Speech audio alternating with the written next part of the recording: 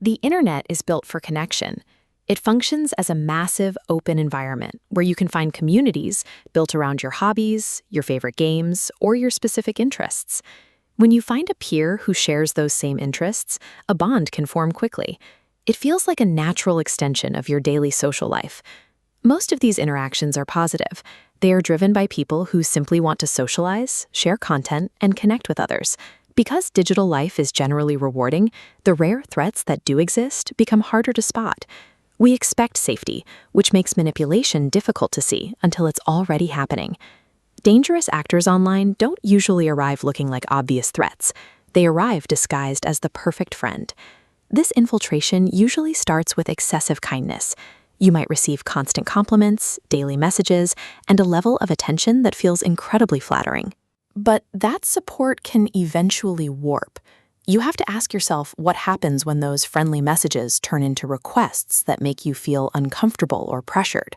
Could you identify that invisible line where friendship turns into a trap? Manipulators rely on time. They count on you not noticing a gradual shift in the relationship's rules as they slowly tighten their control. This timeline shows a relationship crossing from building trust to intentional exploitation, where a manipulator uses specific psychological tactics. The first is enforced secrecy, asking you to hide conversations. They also manufacture pressure, demanding immediate replies and using guilt if you aren't constantly available. That guilt is a tool. It's intended to keep you off balance and anxious to please them, so you can avoid a conflict.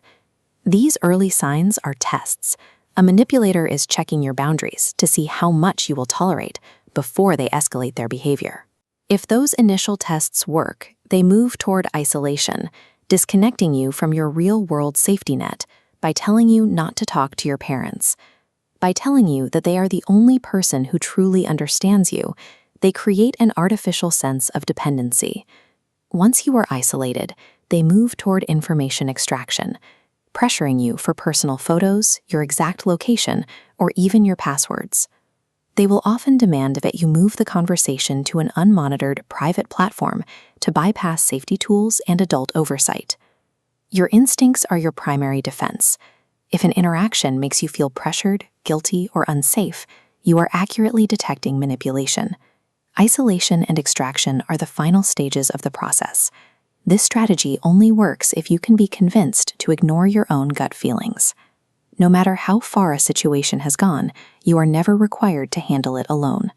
This protocol dismantles their control. Step 1. Stop communication. Step 2. Block, cutting off their access.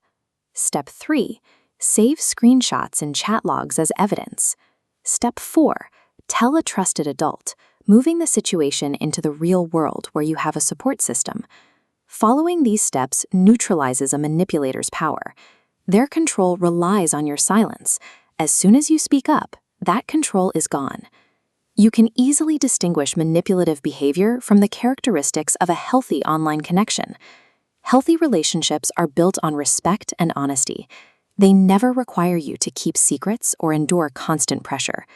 Stepping forward and speaking up is a protective act, one that shields you and prevents other students from being targeted by the same person. These core actions define a resilient digital citizen. Think critically, trust your instincts, speak up, stay safe. Digital resilience isn't about avoiding the internet. It's about having the clarity to recognize the line of manipulation and the courage to enforce your boundaries.